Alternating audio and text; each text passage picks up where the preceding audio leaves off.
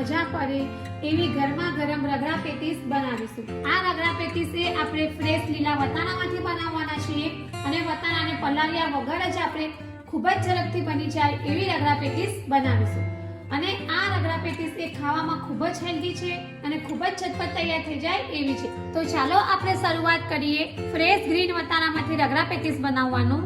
તો એના માટે મેં અત્યારે 1 બાઉલ ફ્રેશ લીલા વટાણા લીધા છે, ત્યાર પછી 1 નંગ કાચું બટાકું છે, ત્યાર પછી 1 બાઉલ ફ્રેશ લીલી કોથમીર છે, ત્યાર પછી મેં 3 નંગ બોઇલ્ડ પોટેટોસ લીધા છે, ત્યાર પછી કોર્નફ્લોર છે, ત્યાર પછી સિંગદાણા છે, દાળિયા છે, ત્યાર પછી આદુ મરચાં લસણની પેસ્ટ છે, હિંગ છે, સોલ્ટ છે, જીરું છે, ધાણા જીરું પાવડર છે, લીંબુ છે, શેકેલા જીરાનો પાવડર છે, સંચર પાવડર છે અને લાલ મરચું છે। તો ચાલો આપણે શરૂઆત કરીએ રગડા પેટીસ બનાવવાનું। તો સૌથી પહેલા આપણે રગડો બનાવીશું। તો રગડો આપણે ડાયરેક્ટ કુકરમાં જ બનાવીશું। તો એના માટે મેં ગેસ ઉપર એક કુકર લીધું છે, ત્યાર પછી આપણે તેમાં 1 ચમચી ઓઇલ એડ કરીશું, ત્યાર પછી આપણે તેમાં મીઠા લીમડાના પાન એડ કરીશું, ત્યાર પછી આપણે 1 ચમચી જીરું એડ કરીશું,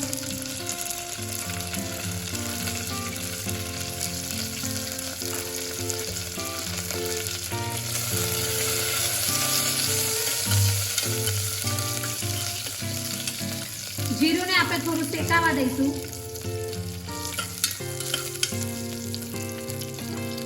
ત્યાર પછી હવે આપણે 1 ચમચી આદુ મરચાં લસણની પેસ્ટ એડ કરીશું,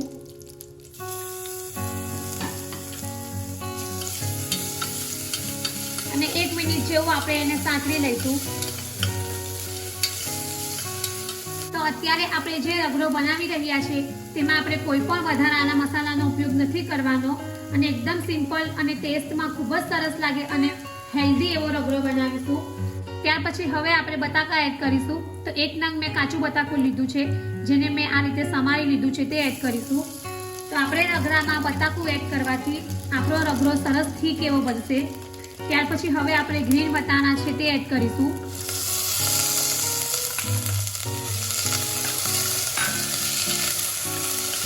અને હવે આપણે 2 થી 3 મિનિટ સુધી વટાણાને આ રીતે સાંતળી લઈશું।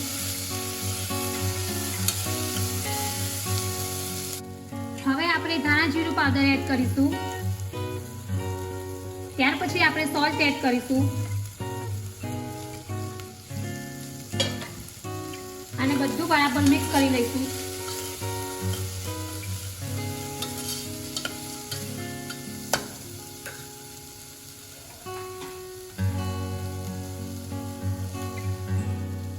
અને હવે આપણે થોડું ગરમ પાણી એડ કરીશું,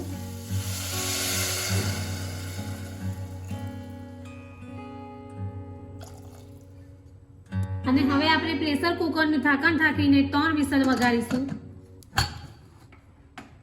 મીડિયમ ગેસ પર જ આપણે એને વિસલ વગાડીશું। પછી હવે આપણે ખજૂર આમલીની મીઠી ચટણી બનાવીશું। તો અહીંયા ગેસ ઉપર મેં એક બાઉલ લીધું છે, જેમાં ગરમ પાણી ઉકળી ગયું છે। તો હવે આપણે તે પાણીમાં આ જે આમલી છે તે એડ કરીશું, ત્યાર પછી આપણે તેમાં ગોળ એડ કરીશું, અને હવે એને 1 થી 2 મિનિટ માટે મીડિયમ ગેસ પર જ કૂક થવા દઈશું। તો લગભગ 2 થી 3 મિનિટ થઈ ગઈ છે અને આપણી આમલી અને ગોળ એકદમ સરસ મિક્સ થઈ ગયું છે।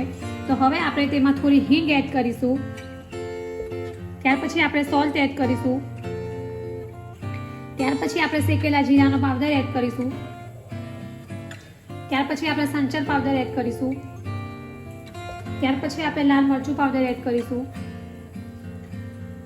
અને આ બધું આપણે બરાબર મિક્સ કરી દઈશું। અને હવે આપણે ગેસ ઓફ કરી દઈશું અને આ મિશ્રણને ઠંડુ થવા દઈશું।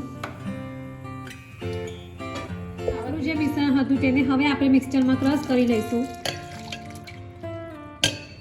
તો આપણી ખજૂર આંબલીની ચટણી રેડી છે, જેને આપણે એક બાઉલમાં બહાર કાઢી લઈશું। તો આપણી રગડા પેટીસ સાથે ખાવા માટેની ખજૂર આંબલીની ચટણી રેડી છે।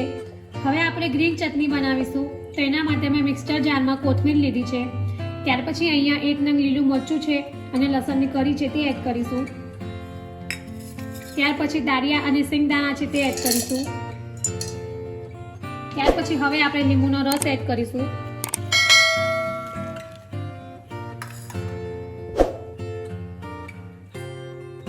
ત્યાર પછી હવે આપણે સોલ્ટ એડ કરીશું અને હવે આપણે થોડું પાણી એડ કરીશું અને મિક્સરમાં ક્રશ કરી લઈશું. તો આપણી ગ્રીન ચટણી રેડી છે. હવે આપણે તેને એક બાઉલમાં બહાર કાઢી લઈશું. તો આપણી રગડા પેટીસ સાથે ખાવા માટેની ગ્રીન ચટણી રેડી છે.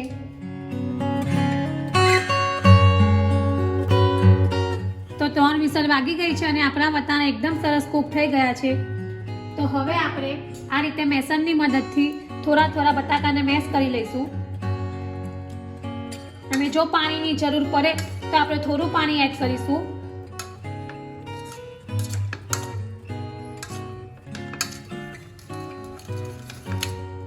તો આપણો રગડા પેટીસનો રગડો રેડી છે. ત્યાર પછી હવે આપણે આગળ ટિક્કી બનાવીશું. તો હવે આપણે પેટીસ બનાવીશું. તો એના માટે બોઇલ પોટેટોસને આપણે આ રીતે મેસનની મદદથી મેશ કરી લઈશું.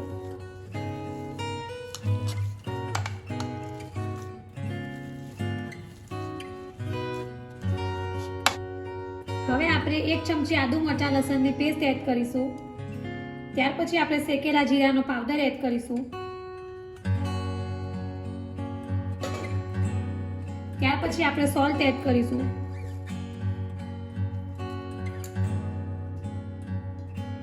અને હવે આપણે કોર્નફ્લોર એડ કરીશું. જો તમારી પાસે કોર્નફ્લોર ન હોય તમે ચોખાનો લોટ પણ એડ કરી શકો છો. અને બધું બરાબર આપણે મિક્સ કરી લઈશું. ખૂબ જ સિમ્પલ એવી પેટીસ છે અને ખૂબ જ ઝડપથી રેડી થઈ જાય એવી પેટીસ છે. અને આપણે ખૂબ જ ઓછા મસાલાનો ઉપયોગ કરીને પેટીસ બનાવી છે. તો આ પેટીસ ખૂબ જ હેલ્ધી એવી પણ છે. તો બધું બરાબર મિક્સ થઈ ગયું છે. હવે આપણે ઉપરથી થોડી કોથમીર એડ કરીશું અને બધું બરાબર મિક્સ કરી લઈશું. તો આપણું પેટીસ માટેનું મિશ્રણ રેડી છે. હવે આપણે તેમાંથી પેટીસ બનાવી આપણે હાથમાં થોડો બટાકાનો માવો લઈશું અને પેટીસ બનાવી લઈશું.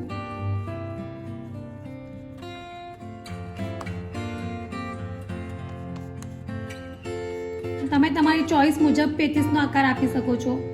અત્યારે મેં આ રીતે નાની સાઈઝની જ પેટીસ બનાવી છે. આ રીતે આપણે બીજી બધી પેટીસને પણ રેડી કરી લઈશું. તો આપણી પેટીસ રેડી છે. હવે આપણે એને ગેસ ઉપર તવીમાં સેલો ફ્રાય કરી લઈશું. તો હવે પેટીસને સેલો ફ્રાય કરવા માટે મેં ગેસ ઉપર એક તવી લીધી છે. ત્યાર પછી આપણે તેમાં થોડું ઓઇલ એડ કરીશું અને આપણે જે રેડી કરી છે પેટીસ તે મૂકીશું. બીજી પેટીસને પણ આપણે આ જ રીતે મૂકી દઈશું.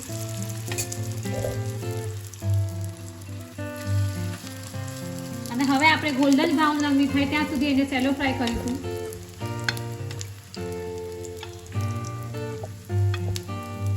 તો આ રીતે આપણે પેટીસને એક બાજુ સેલો ફ્રાય કરી લીધી છે. ત્યાર પછી બીજી બાજુ પણ આપણે આ જ રીતે એને ફ્રાય કરી લઈશું. તો આપણી પેટીસ એકદમ સરસ બંને બાજુથી ગોલ્ડન બ્રાઉન રંગની સેલો ફ્રાય થઈ ગઈ છે. તો હવે આપણે તેને એક ડીશમાં બહાર કાઢી લઈશું. તો હવે આપણે રગડા પેટીસને સર્વ કરીશું. તો તમે જ્યારે પણ રગડા પેટીસ બનાવો છો ત્યારે રગડાને ગરમ ગરમ જ સર્વ કરવાનો, તો જ ખાવાની મજા આવશે.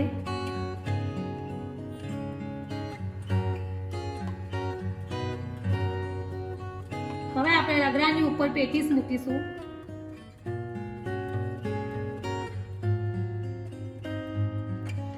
અને હવે આપણે ઉપરથી થોડો ઓનિયન એડ કરીશું.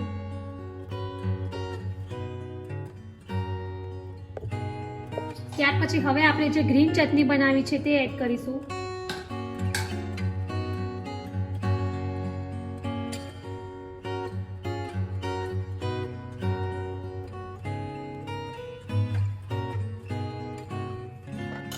ત્યાર પછી આપણે ખજૂર આમલીની ચટણી એડ કરીશું.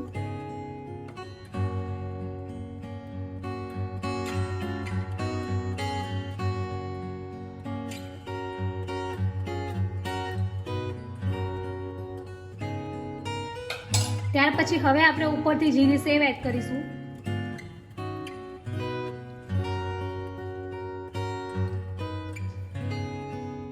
ત્યાર પછી લાસ્ટમાં આપણે થોડી કોથમીરથી ગાર્નિશ કરીશું.